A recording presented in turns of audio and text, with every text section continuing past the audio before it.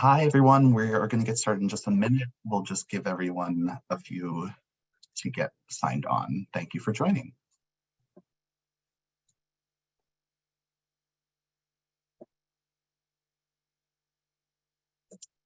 Hi, everyone. We'll get started in just a second.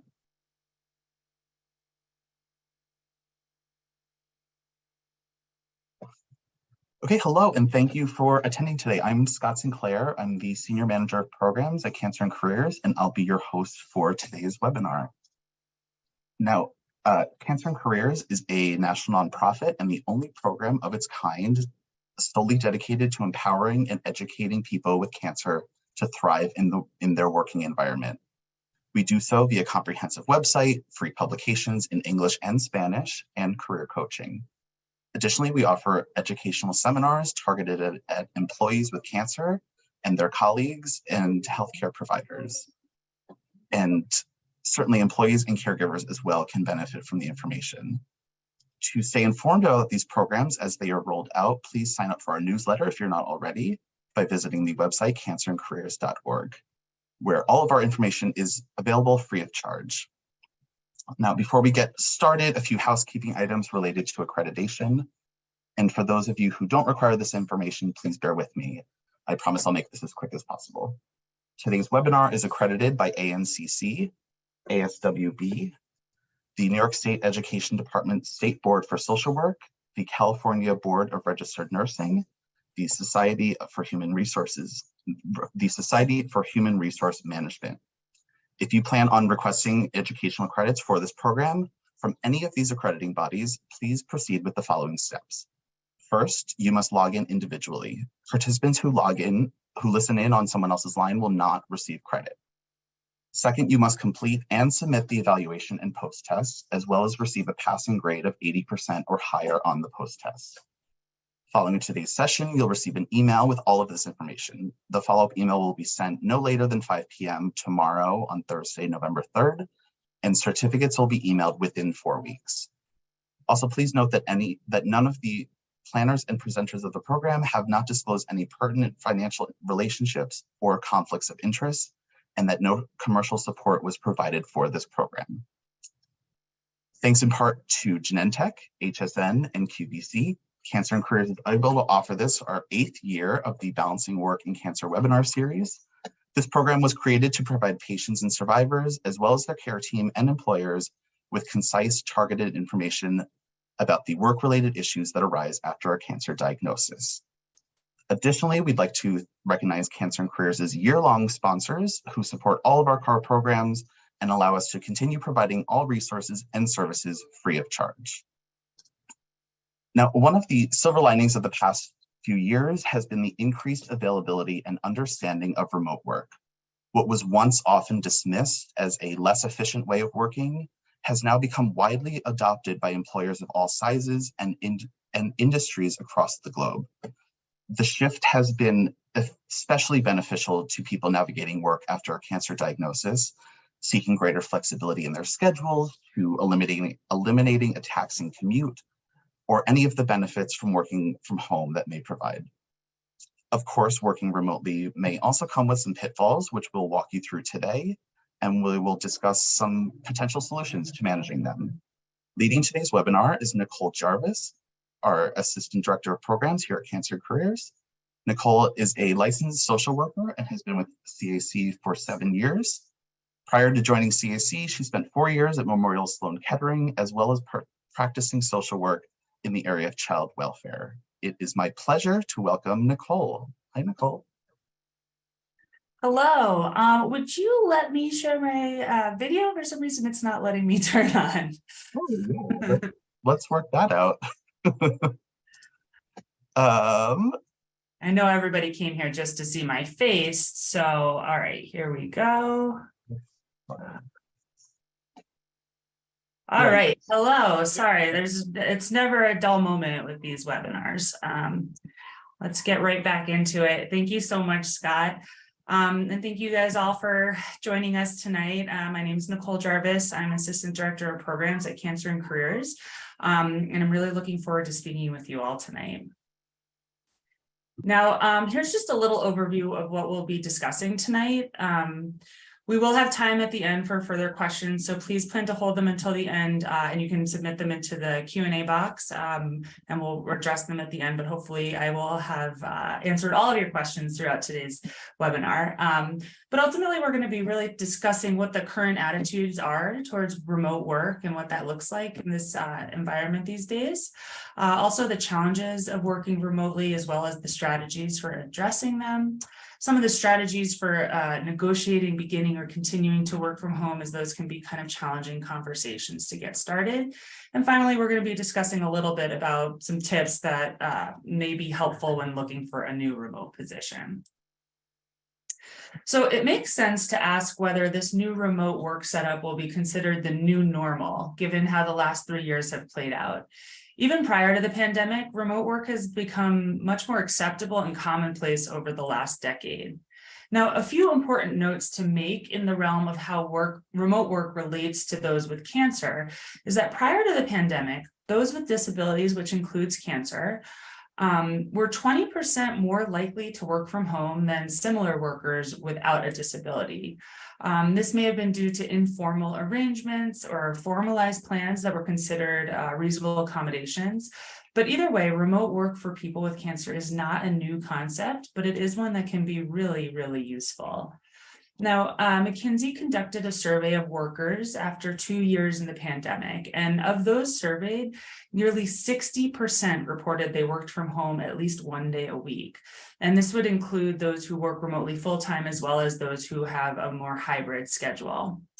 Finally, there is an indication that flexible work, which includes remote work and hybrid schedules, has grown almost tenfold in the last 4 years. Now, that's really significant and certainly suggests to all of us that this is not some temporary phase that's necessarily going to go away as soon as this pandemic magically disappears. So it's important to really understand that this is something that's definitely here to stay. Now, I just want to do a quick temperature check of those on the call today, just to see how many of you are working remotely now. So I think we're going to put a poll up here, and I would just love to hear from you what your current situations are. And I'll just give you all a moment to answer.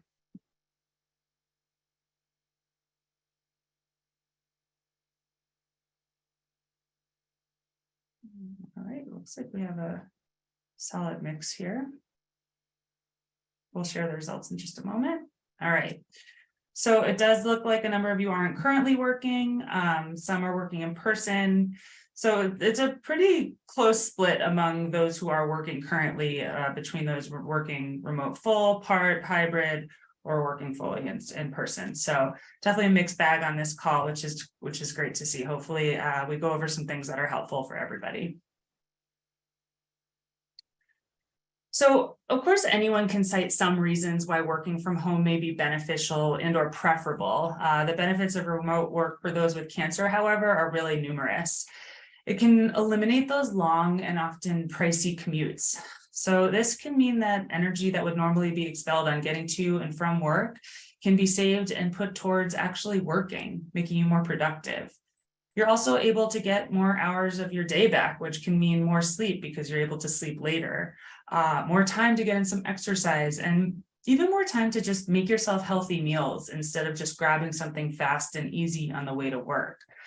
Time is very valuable, and the ability to have more of it can mean a healthier start to your day. As we all know, cancer and treatment can severely impact one's immune system. So this also connects to the eliminated commute if you're someone who was taking public transportation to work. The ability to work from home also means avoiding cold season in the office, where you can't always rely on coworkers to stay home when they're sick. I think all of us are familiar with that. Or some of those who may have sick kids at home and are bringing germs into the office, not even really recognizing that. So being able to isolate in a safe environment can be critical for those with a compromised immune system. Now, a common side effect of a diagnosis and subsequent treatment is chemobrain, also called brain fog. So having your own space without many coworkers around and not working in a shared open floor plan, which is common for many offices these days, can really mean a greater ability to focus and be productive, as well as a much greater control over interruptions and distractions throughout your workday. Finally, a remote work setup can also mean there's more flexibility in your schedule to attend doctor's appointments and treatments. Many appointments nowadays are able to be attended virtually, which is great. It saves time and energy. But this also means that if you're working from home, they can be done from the privacy of your home without concern of any coworkers or your employer hearing. If you need to attend treatment that's hours long, perhaps if you're getting chemo, if you feel up to it, you can bring your computer and work from the chemo chair if that's a possibility for you. This really means not needing to take time away from work and limited disruptions to your workday or work week. And this may not work for everyone, but it can sometimes relieve some pressure and stress if you're in active treatment and really need to complete a project or meet certain deadlines. And of course, some people are up for this and some aren't. So it really just depends on how you're feeling, but it can be a really great option for people. Now, of course, working from home may not be for everyone. Some people enjoy the social aspects of the office. Some people may focus better outside of their homes. But really, the data shows that the majority of employees would prefer the option to work remotely. And this statistic wasn't limited to specific demographics or occupations or geographies. So given what we saw during the pandemic, there were many jobs that had never been remote and turned out to function pretty well in a remote capacity. So this really opened the door for future positions being remote. So from that study that I cited earlier, as of spring 2022, 35% of job holders stated that they can work from home full-time, with 23% saying that they can work from home at least part-time. So advances in technology and software have enabled so many jobs to function remotely. And so if the option is there, people are pretty likely to take it. And it's no secret that the pandemic has influenced many attitudes around work and what job seekers value and are prioritizing. So for those who are actively job searching now, many have stated that the ability to decide where and when they work is a really major factor in the jobs that they're applying to and looking for. So this digital nomad lifestyle has become more popular because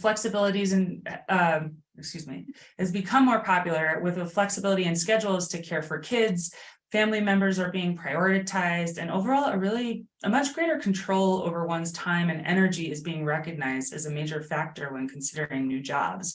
It also comes into play with this new idea that employees have a little bit more of a say in their job options and what they choose to do. So this is a lot to do with the remote work lifestyle as well.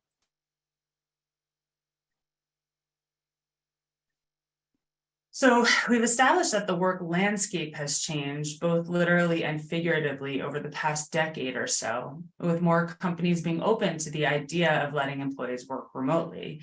And that trend really continued following the onset of the pandemic.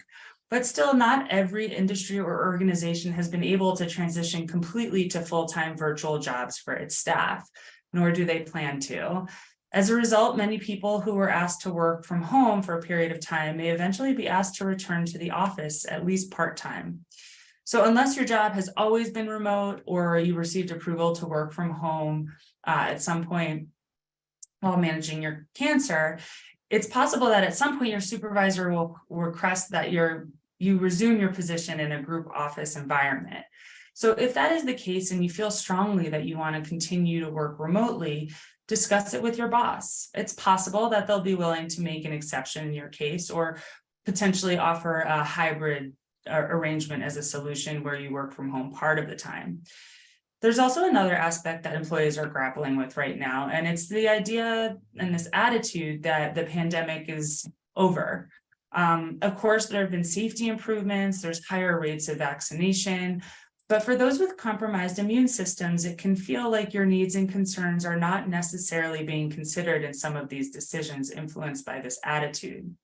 So with that said, if you are dealing with an employer who feels this way, it's important for you to consider what your safety needs are, what the recommendation of your healthcare providers are, and finally, what types of options or setups would then make you feel comfortable and properly protected in the workplace.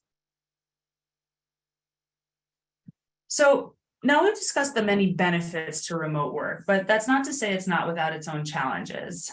There's the physical aspects of a functional workspace that can be really challenging to get right. Also, many have reported feeling isolated and lonely working from home alone all day. And despite so many of us having social interactions online, it can still be really hard to get the communications right and be able to effectively express ourselves via emails and texts and even video calls. Not having that ability to read body language and facial cues can be really challenging for people. Boundaries are really important. So setting boundaries in life and work can be difficult in general, but ensuring a balance between your work and personal life can be challenging when working from home, and the lines begin to get just like a little bit blurrier. And finally, when it comes to a cancer diagnosis, there are certain disclosure and privacy considerations that need extra careful attention when working in an online setup. So I'm going to really be diving into each of these aspects over the next few slides so that we're really better able to articulate the challenges and identify some solutions that can be used in order to alleviate or at least eliminate some of these obstacles. So as I mentioned, the actual workspace can pose, or the physical workspace can pose a challenge when starting to work remotely. When choosing an apartment or home initially, having the space to work from it may not have been a major consideration. So space can be limited, privacy can be limited, and the option for an actual work desk can feel non-existent. So identifying a specific workspace, even if it's not an actual desk, can make all the difference in creating that balance between work and personal time. The balance is tricky, but having a physical separation can help communicate to your brain when it is and is not time to work. The way you set up your desk can also help you stay focused while you work, which can be particularly helpful for patients and survivors experiencing chemo brain and brain fog. So decluttering your work surface helps to minimize distractions, and organizing your files can help you stay on task. So for instance, making sure that your mail with your medical and utility bills aren't getting mixed in with your work documents can make all the difference between making payments on time and unfortunately getting late charges. Having folders and baskets, really anything to have a more organized setup, can prevent any potential mishaps with your personal files getting mixed in with work files. And then similarly, making sure that your supplies and equipment are easily accessible can eliminate any undue exertion if you're experiencing a lot of fatigue. You also want to make sure that your setup isn't merely just comfortable in the moment, but also supports your physical health in the long run. And this can be especially important for those of you who don't have a desk and instead are sitting in bed or on the couch with your laptop. Just making sure that's really conducive to your physical health in the long run is important. Now, breaks are so important for focus, and it may seem counterintuitive that taking a break away from work will help with your flow and focus, but really everyone needs to give their brain a break from time to time. And nowhere is that more true than those who are balancing a cancer diagnosis with work. So getting up to stretch regularly, taking midday walks. So many of us working from home have pets, so using them as our reason to get fresh air can be really helpful. Even just getting up and looking out of the window for a minute or two to clear your mind can really help with focus and productivity.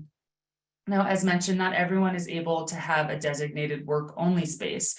So how can you figure out a way to make that physical separation if you work at the dining room table?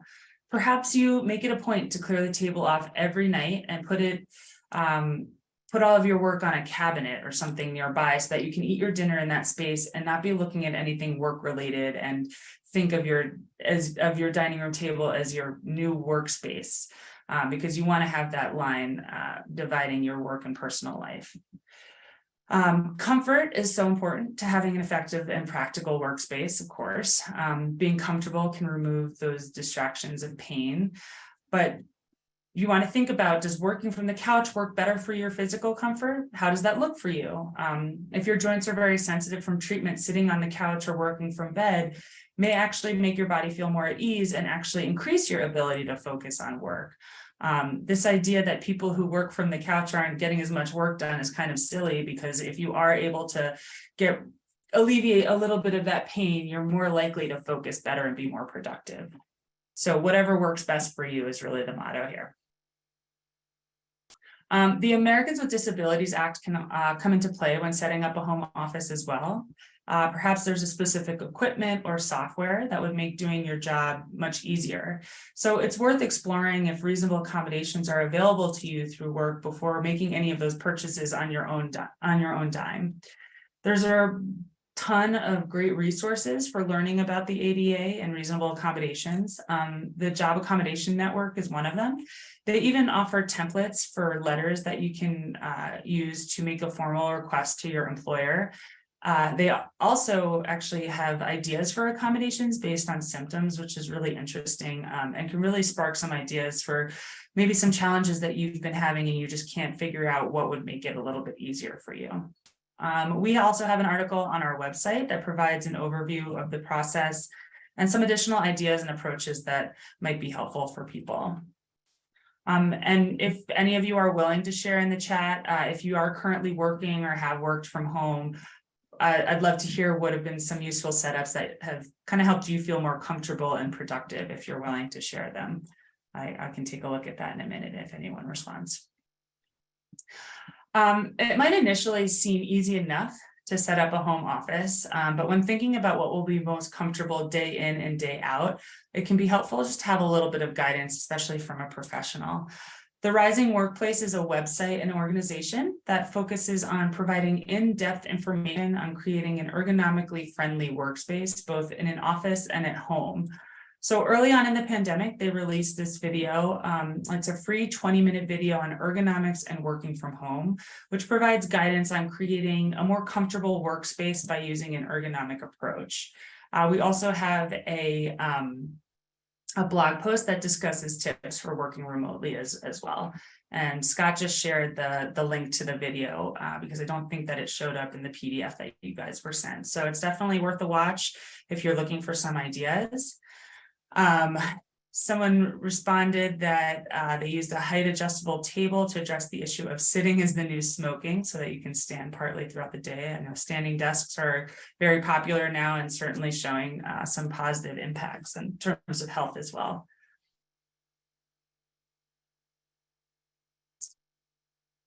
Someone else said they invested in an excellent chair, definitely worth the investment. I agree.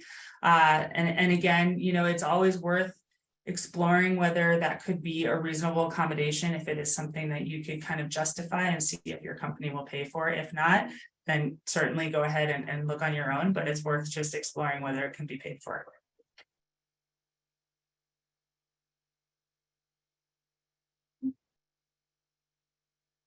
So moving on from the physical work space at home, for many, workplace interactions account for a majority of weekday socialization. Many people live alone or are older, maybe their kids have left the home. So not having the friendly small talk or conversations in the break room can mean a lot less socializing throughout the days, which can lead to feelings of loneliness and isolation. Luckily, there are some ways to combat these feelings. Some ideas include having regular check-ins with coworkers, as this is a really great way just to stay on top of workload and responsibilities, but it also serves as a way to sustain friendly relationships with coworkers as well. Of course, it depends on your workplace culture and relationships, but if it's appropriate, scheduling in 5 to 10 minutes at the beginning of meetings for people to socialize and catch up on can make people feel just a little bit more connected and add a little bit more of a casual feel to interactions with your coworkers, which can also ultimately mean more meaningful connections on a daily basis. I know at Cancer and Careers, when we have meetings with agendas, there's typically 5 to 10 minutes that is built in on the agenda that says just team catch up. And I think that that's really helpful for everyone to continue staying connected. Virtual events are great team building opportunities. These may look and feel a little different from in-person events, but they are just as important. From virtual pizza parties or coffees to online group games, the possibilities are endless. It's just like the check-ins, a virtual team building activity can really help bring coworkers together and remind one another that they're part of a larger team and each of them play a part. Of course, a lot of people these days are zoomed out from all of their social activities going virtual during the pandemic. So it's important to be mindful of what people want to do and making things optional when possible. So taking polls and surveys of what people might be more interested in can also mean more successful, enjoyable, and most importantly, highly attended events. We at Cancer and Careers just had a virtual, or I guess a hybrid bridal shower recently, and that was really nice for everybody to kind of catch up and hear about plans and things like that. Of course, it's a little bit different and it doesn't have quite the same feel, but it does provide that connection with your coworkers that can lack when you are all working remotely.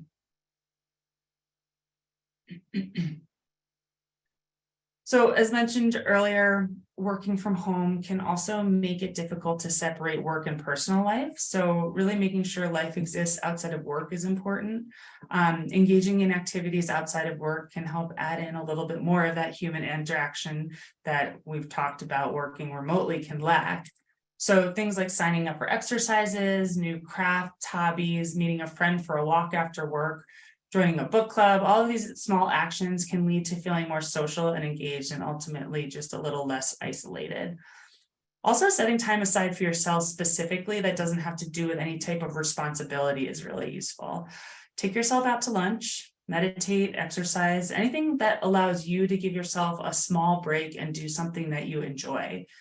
Self-care can go a long way in terms of keeping a clear and happy mind and really can increase the quality of your life. As I mentioned, staying connected with coworkers can be a challenge without that face-to-face interactions. So, like I mentioned, having maybe some activities planned with your coworkers outside of work could be an option as well. So you're not just connecting virtually, if that is an option for you, or if you have close enough relationships with them that you would do that.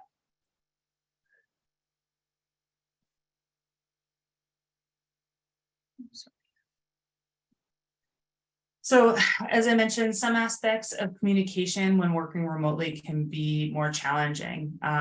There's awkward silences, especially on some of the video off calls on Zoom or on huddles or Team, whatever your company uses. There's unsteady Wi-Fi connections, which means lags in conversations. And of course, as I mentioned, the lack of social cues that occur naturally in person.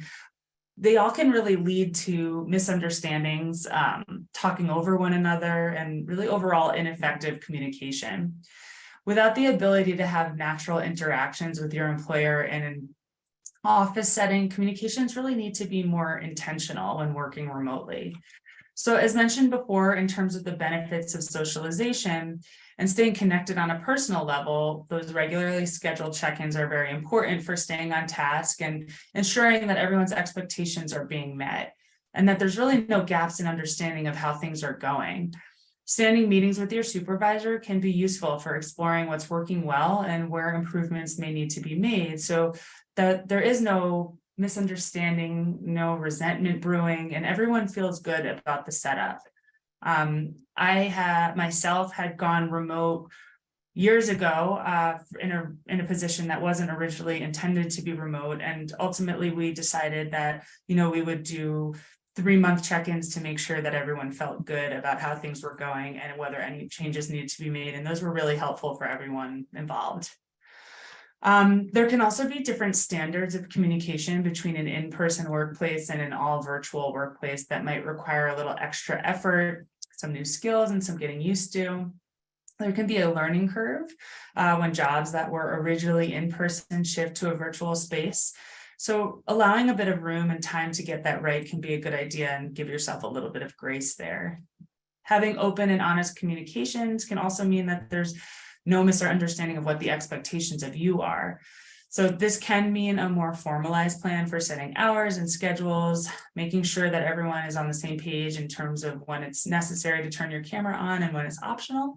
And of course, having a copy of the handbook, if there is a formal policy around remote work that exists, can be helpful just to make sure that you're understanding what's expected of you as a remote worker.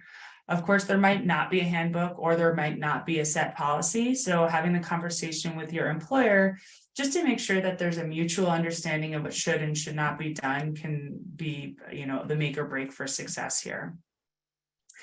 If working remotely is a reasonable accommodation for you, and so your coworkers are in the office, make sure you figure out what's the best way for you to stay in the loop, since you may not be part of certain conversations that happen organically when certain people are in a shared office. Perhaps running into each other in the hall or popping into a conference room for a quick unscheduled discussion. It can be easy to feel left out or to feel like you don't know what's going on because you aren't a part of those organic conversations. So just really thinking about, how you'll handle that feeling and how you might address those things without it becoming a problem for anybody involved.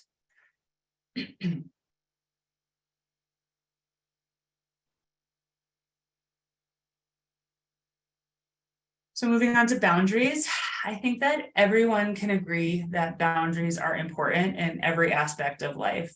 Work is certainly no different. Setting boundaries at work can not only help you to become more productive and in control, but it can empower you and make you feel more confident personally and as a professional. Excuse me. So this visual here displays the cycle that a lot of people tend to get stuck in if they don't set and stick with boundaries. So people infringe on you, you feel guilty, so you sacrifice what your needs are, and then the expectations of you inevitably increase, and then so on, and the cycle continues. So by setting reasonable boundaries, you can avoid those unrealistic expectations and avoid letting people take advantage of you while you're making sure that you're prioritizing yourself and your health. Setting boundaries can feel really uncomfortable, especially if you identify as someone who's a people pleaser and have trouble saying no to requests, even if you don't want to do them. So recognizing areas where you need to set certain boundaries is really important. So whether they're time boundaries, such as sticking to your set schedule or saying no to a project that you just know you don't have the bandwidth or energy for, or even just setting aside time for your own rest and mental health, are all extremely important for maintaining control over your work-life balance. The specific challenges can vary for those working from home. For some people, one of the challenges of working remotely is that they end up putting in more hours than when they're on site or at the office. Not having a commute means that some people sit down at their desks earlier and may work later than they would if they had to leave the office to catch a train home, for example, or to beat rush hour. Also, because there's often no real physical separation between home and work, the official end of the workday becomes a bit fuzzy. So learning to set those boundaries on the job might enable you to decline certain types of requests, such as staying late for non-essential tasks or being given new projects to complete. It can be really difficult to say no. I totally understand that. So figuring out how you can say no, however, can help you become a much better employee. You won't be overburdened with extra work and you won't feel trapped by every ask you receive. And you'll just feel more confident and more in control over what your job and your responsibilities are. Now, the key to setting effective boundaries in the workplace is crafting language that feels natural and communicates the no message in a way that is still professional and team-oriented. So we provided here a few examples that we call the professional no's that can be really useful. Certainly the same language can be used exactly as is if it works for your circumstance, or it can be adapted to sound more like you or your specific situation. So let's say your boss approaches you and asks you if you'd like to take on this new project they had in mind. And you just know that you don't have the time or the energy, or you fill in the blank for whatever this project is. You can feel confident in saying, I appreciate that you thought of me for this project, but I'm a bit swamped this week and I'm concerned about my ability to get this back to you in a timely manner. You've recognized their request, given them a reason why it's not going to work for you, and you've set that firm boundary that lets them know where you stand. Also, if you're working from home, try to establish clear boundaries with others. If you find that there are too many audio or visual distractions, you might want to consider using noise canceling headphones or a room divider. Even if you are able to create a work area that suits your needs perfectly, it's still important to leave it once in a while. So physically removing yourself from the space in which you work, both during and at the end of your workday, is critical. If you're able to take a break, whether that means meditating, stretching, flipping through a magazine, or taking a brief walk, just be sure to do it somewhere else, even if it's just across the room that you're working in. Immersing yourself in a different physical location is as important as giving your brain that rest that we talked about. They're critical to maintaining psychological well-being on the job and in life. And as I mentioned, if you are living with other people who maybe they're working from home as well, maybe they were the type of people that would pop over to other people's desks when they were working in the office, figuring out how to let them know that that's not going to work for you and that doesn't work for your concentration is really important, whether that's a roommate, a spouse, to the best of your ability, a child. But those things can be really, really detrimental to your focus and ability to be productive at home if you feel like you're still getting interrupted. You might be able to do it in a less professional way than we've put on this screen, but hopefully you can do it in a nice way where they still want to be around you when you do take off your work hat.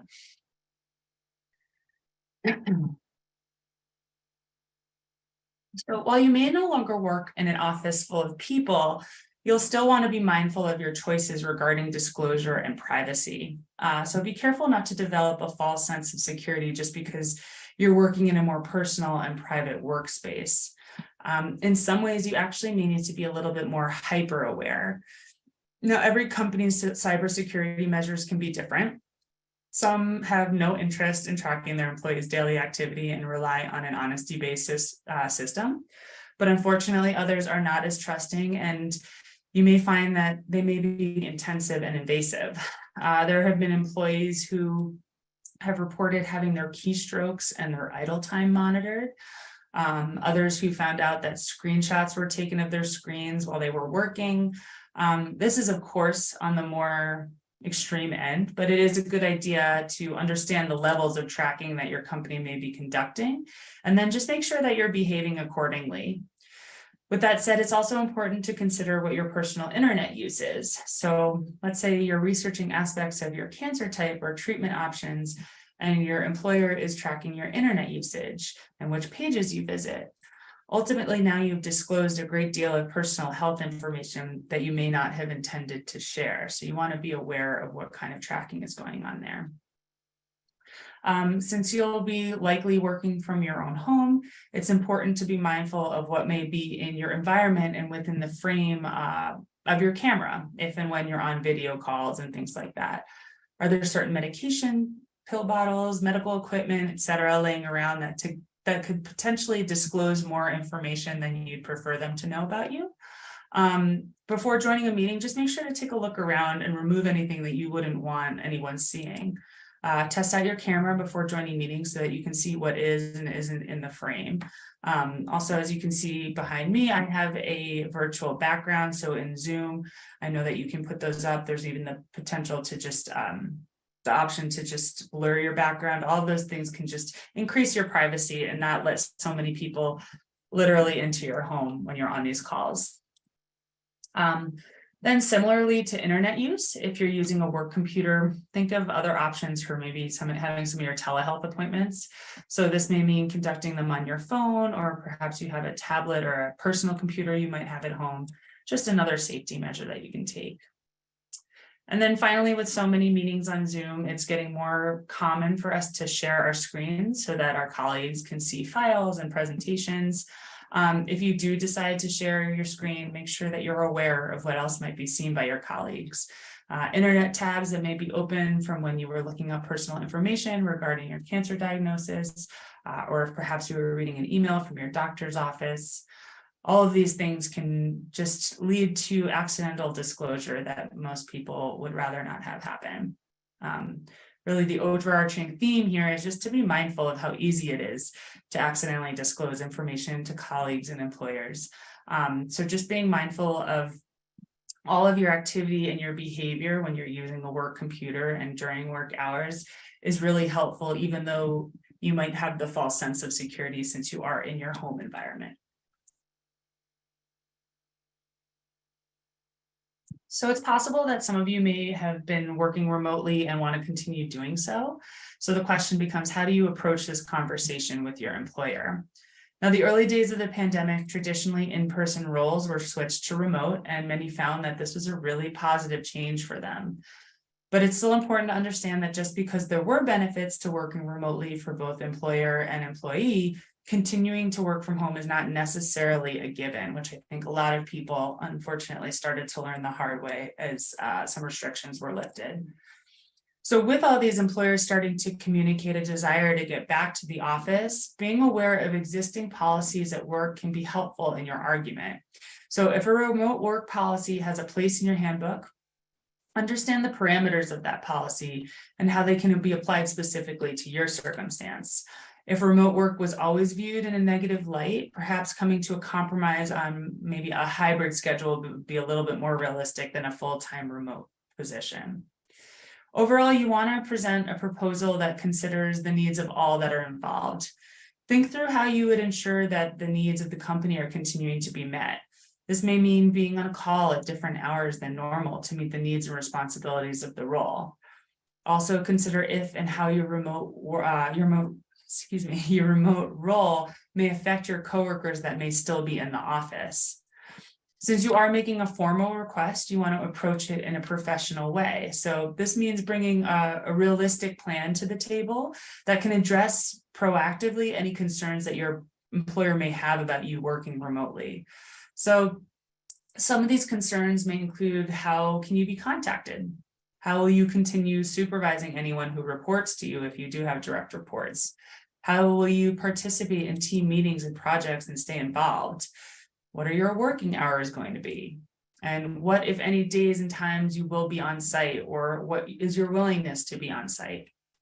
As we discussed earlier, open communication is important. So noting your intention of regular check-ins with your supervisor can serve as a really effective way to stay accountable and make sure that your employer becomes more comfortable with this idea. You want to also be organized around your ask. Create a plan that's conducive with your employer's needs and recognize any challenges that may exist while proactively suggesting the solutions.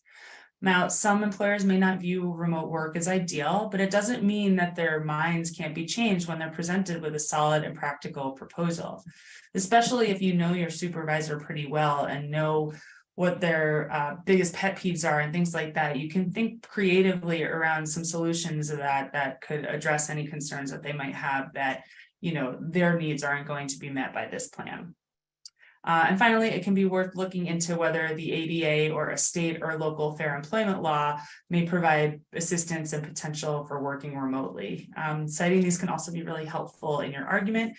It helps you sound informed of what your rights are, and also can put a little bit of a fire under your employer to be maybe a little bit more accommodating.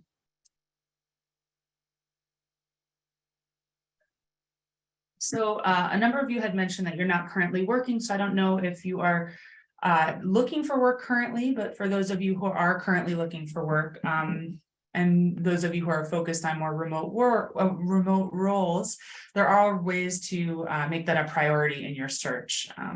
So before really applying, try to consider what your ideal work setup would be, what arrangements you would be okay with, and the level of importance a position being remote is to taking a job. Some people might want to guarantee that there's a couple of days at home. Some people might only want remote full-time. So it's just important to know what your preferences are. You also want to think about what your concerns about working remotely might be. Is it distraction, isolation, staying productive? And then consider positions that may be less of a concern. So for instance, researching versus copywriting, more time spent on the phone versus the computer, a culture of constant communication versus little interaction with coworkers unless it's absolutely necessary meetings, things like that. Everybody's going to have their strengths and weaknesses when working remotely. So just thinking about what would be your biggest challenges and how you would approach those, and what job would be most conducive to a successful arrangement. So if you've got it, flaunt it. Having remote work experience under your belt is a very valuable asset when looking for a remote position. So some recommendations include stating it clearly. So in your experience section, make sure that you mention remote work next to your job title or location. So for example, director of marketing, you might in parentheses say 100% remote, or a high school biology teacher, partially remote. Include in your experience or skills in the descriptions of your past jobs. So for example, you could say that you led a team of 5 customer service reps in a completely remote work environment and successfully earned an average team satisfaction of 94%. Showing results is always a great thing on a resume. And so if you're able to show results while you are remote employed, people will have a little bit more confidence right off the bat. You can build it into your skills section. So for example, make sure that you're listing the types of skills it takes to be a successful remote worker. So time and task management, communication, self-management, the ability to work independently is a big one. Comfort with technology. These are all some of the top skills that employers like to see when hiring for remote jobs, because there are always going to be some concerns about hiring someone they have no idea about. So knowing that this person is a good communicator, knowing that they're very comfortable with technology can mean that there's less concerns in those areas. You also want to make sure that you stay safe and avoid any work from home scams, of which unfortunately there are many. You can do this by looking for work on trusted job boards and specialized remote work sites. I listed a few here. Flex Jobs is one that we have a partnership with as well. They vet all of the listings on their job site, so you know that they are all legitimate. The same with Remote OK, they have all been vetted by their employees. More and more companies are using or considering hybrid work from home models. So if your employer decides that it is time to return to the office, consider just discussing your options. Remote work, full-time or part-time may be something they would be open to, or that again could be seen as a reasonable accommodation. Make sure that your search settings are set to remote work. This can really help to highlight companies that have a heavy work from home staff.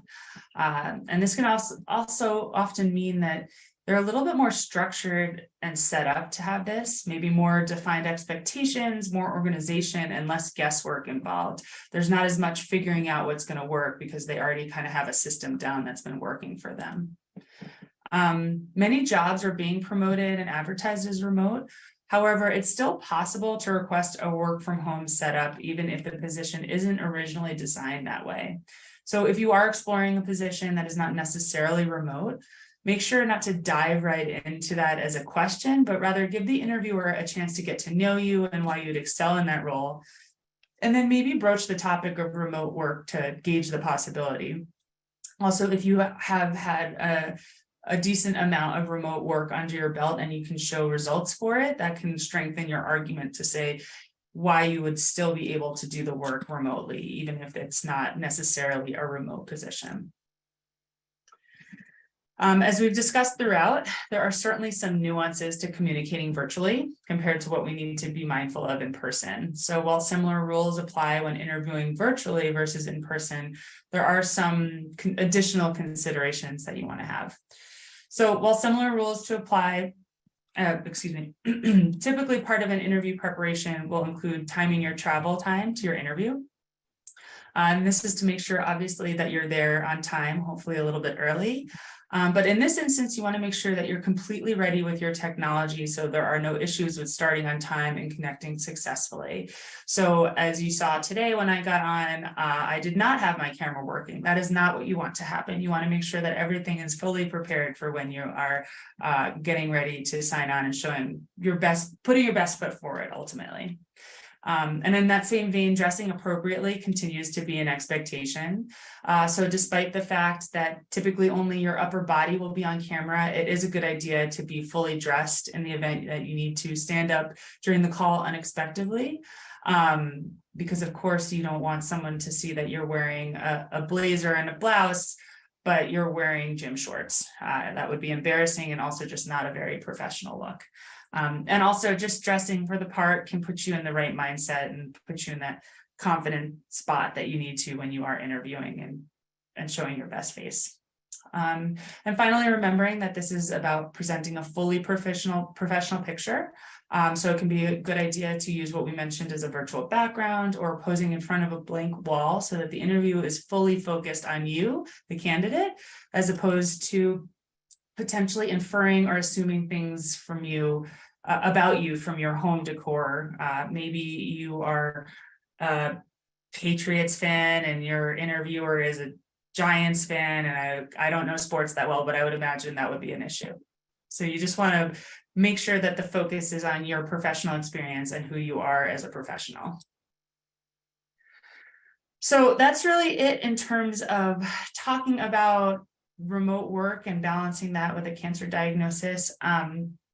But really understanding that with remote work being more widely accepted and more commonplace these days, it's important to really have this full picture of both the benefits and challenges and what strategies there are in order to address some of those. So staying organized, communicating, setting those boundaries can make all the difference in having a successful work from home setup. And then creating a plan for working remotely can include accountability, communication, and understanding expectations. The more prepared you are to enter into this kind of arrangement, the more successful and productive you'll be, and the ability to communicate your needs and communicate with your employers and coworkers is a really big benefit to that as well. So I am going to hand it back to Scott as he walks us through a little bit more about what we have going on and some additional resources. Thank you so much, Nicole. That was wonderful.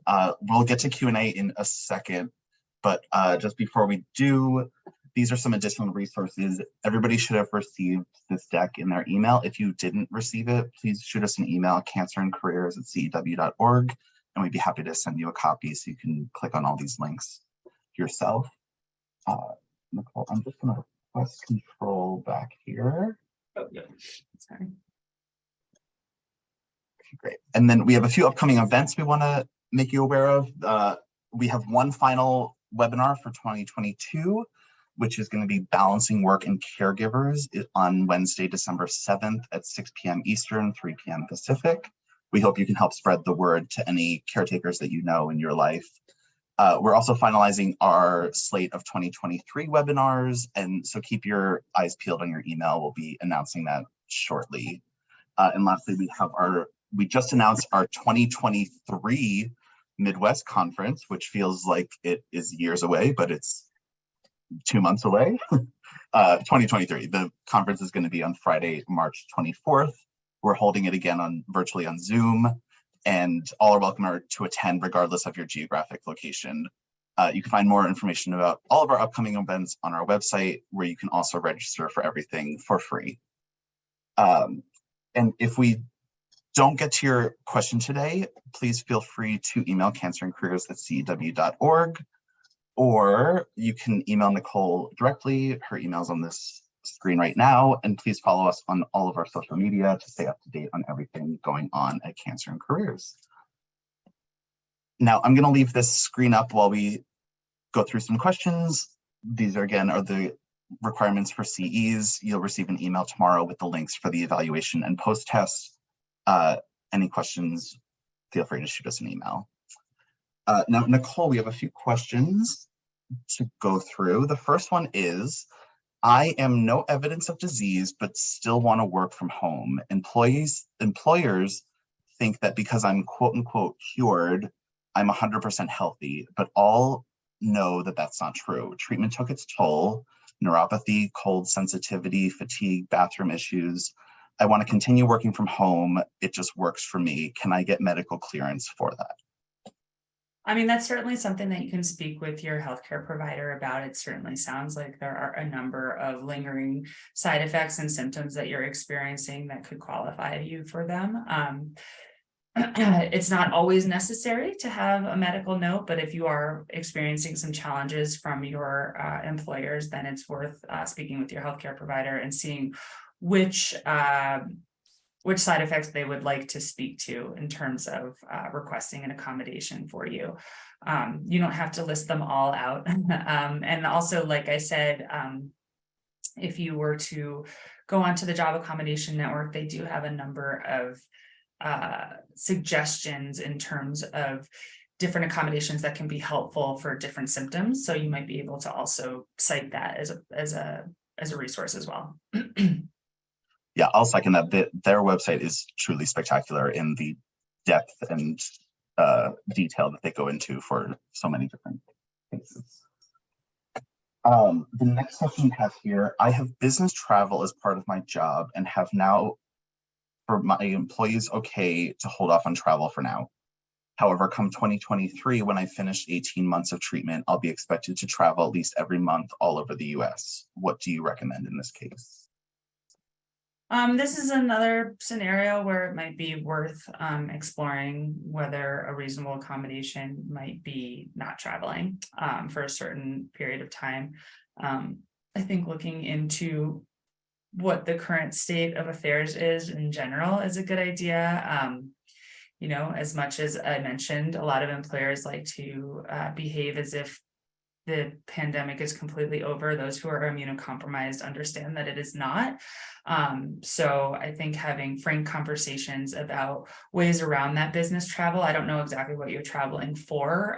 If there maybe meetings that could be held virtually or virtual events that could be participated in instead of having going to face. I know a lot of people, even if they're not immunocompromised, are not interested in going to in-person events right now. So it's just something to explore what alternatives there might be.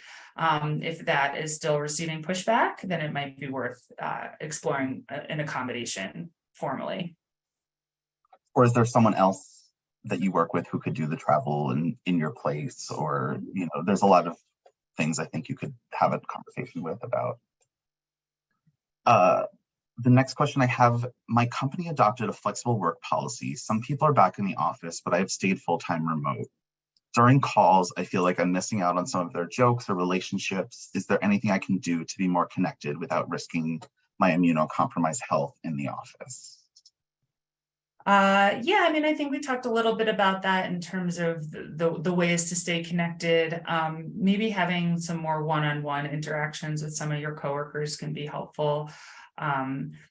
If you feel comfortable enough with any of them, maybe asking them to include you in a little bit more of the conversations or email back and forth, just so that you feel a little bit more in the loop. It certainly can be an isolating feeling when you are working remotely. So sometimes the onus is going to be on you to try to stay involved and make that happen. So being creative about it, maybe having a little bit more of a social relationship with some of your coworkers, checking in, asking them about their lives when appropriate and not being nosy can be helpful to just let them know that you exist still and that you still want to be kind of involved with everybody. Yeah. We have another here. I've asked for a reasonable accommodation to work remote while I'm in treatment, but it was denied. Is there a way to appeal this decision without feeling like I'm threatening legal action? I think it's worth exploring why it was denied. You know, really finding out if there is a valid reason or if it's just that they don't want their employees working remotely.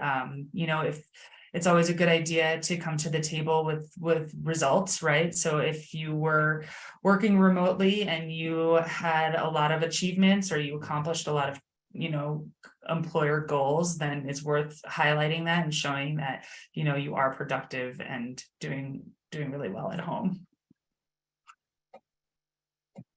Yeah, I think a lot of these really, like, it can't hurt to ask or bring up a conversation in a kind of casual way, or not necessarily casual, but in a non-threatening way. And you never know what the answer is going to be, because it could be not your manager's decision. It could be some higher up that isn't even thinking about you as a person as much as someone you directly work with, and maybe they can talk to them, you know, work up the chain of command to get things approved, or, you know, that open conversation really is so beneficial if you can manage it. For sure. I see in the chat, someone asked, it's the Job Accommodation Network is the one that provides accommodations based on different symptoms. Okay. And it looks like we're running out of time, so I think we have time for one more question. If we don't get to you, please shoot us an email, cancerandcareers@cew.org. It'll be in the deck as well. And we'd be more than happy to answer one-on-one questions with you. The last one I have here, I started a new job that's fully remote for the first time in my life. I thought it would be great, but I feel unfocused without the energy of other people around. Is there anything I can do to fix this?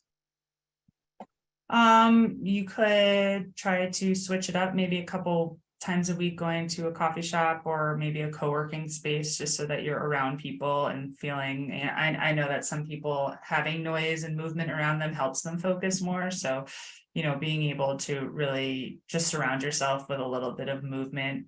I know the house can be very quiet, or you start to notice how unquiet your house is, weird little noises here and there. So it can be a good idea just to occasionally change your location. That can make all the difference in terms of just kind of focusing, which sounds, again, counterintuitive, but can be really helpful. Yeah, or what if you have a friend who lives nearby who's also working remote? Can you go to each other's house one day? Absolutely. And have a little party? I know I've done that. We're a fully remote organization now, and I've gone to coworkers' apartments for the day, and it's been a lot of fun.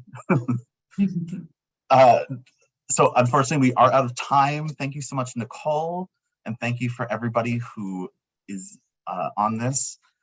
Paul, again, if we didn't get to your question, please shoot us an email. We have people checking that all day long and can give you some one-on-one support if you need it.